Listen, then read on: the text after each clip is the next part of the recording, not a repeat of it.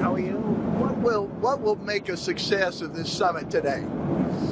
I can't tell you that. I don't know. It's there's nothing set in stone. I want certain things. I want to see a ceasefire. This is not to do with Europe. Europe's not telling me what to do.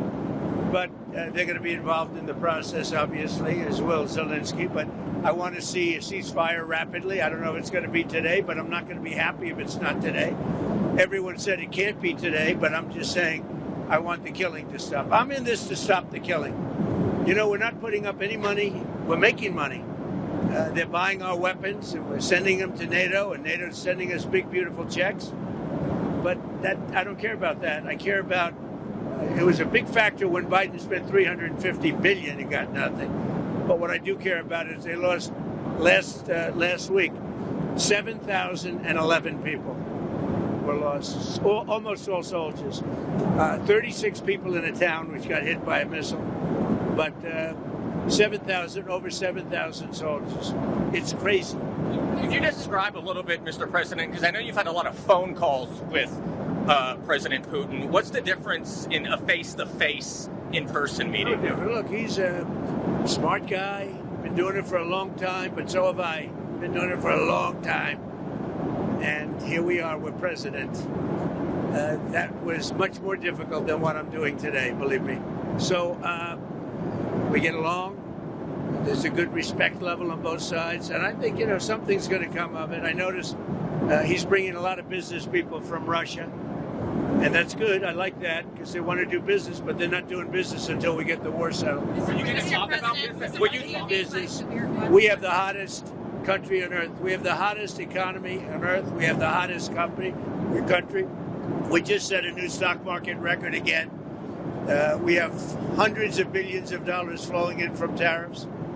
We're the hottest. We were a dead country, dead like doornails, a dead country.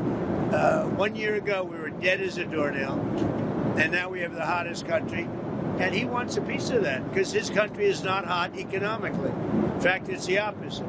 And China's not doing well economically, but look, I want everybody to do well. The war's got to stop and the killing's got to stop. Mr. President, what do you stop? Thank you for coming back to take questions. We saw that Russia continued its violence into Ukraine last night, launching even more drones. What did you make of that? I think they're trying to negotiate. He's trying to set a stage. I mean, in his mind, that helps him make a better deal. It actually hurts him. But in his mind, that helps him make a better deal if they can continue the killing.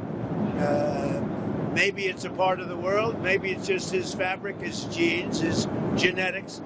But he thinks that makes him, gives him strength in negotiating. I think it hurts him, but I'll be talking to him about it later. It's on the table for discussions today, Mr. President.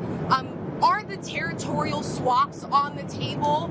Will you be discussing that? They'll be discussed, but I've got to let Ukraine make that decision. And I think they'll make a proper decision. But I'm not here to negotiate for Ukraine. I'm here to get them at a table. And I think you have two sides. Look, Vladímir Putin wanted to take all of Ukraine. If I wasn't president, he would right now be taking all of Ukraine. But he's not going to do it. Mr. President, what did you mean? Just one thing. What about the possibility of the United States providing security guarantees to Ukraine? Maybe. Along with Europe and other countries. Not in the form of NATO, because that's not going to, there are certain things that aren't going to happen. But, along with Europe, there's a possibility of that. Mr. President, the number of business people that President Putin is bringing along, is that something that you want to discuss with President Putin at this meeting? Yeah, if we make progress, I would discuss it, because that's one of the things that they would like. They'd like to get a piece of what I built in terms of the economy. Just so you know, we were a dead country with our economy. He wouldn't be interested. He wouldn't have been interested a year ago with the Biden economy. But he is interested in the Trump economy because wait till you see when those factories start opening up. We have hundreds of factories all over the country, and that includes auto factories, AI factories, and every other. They're all coming in because they want to beat the tariffs.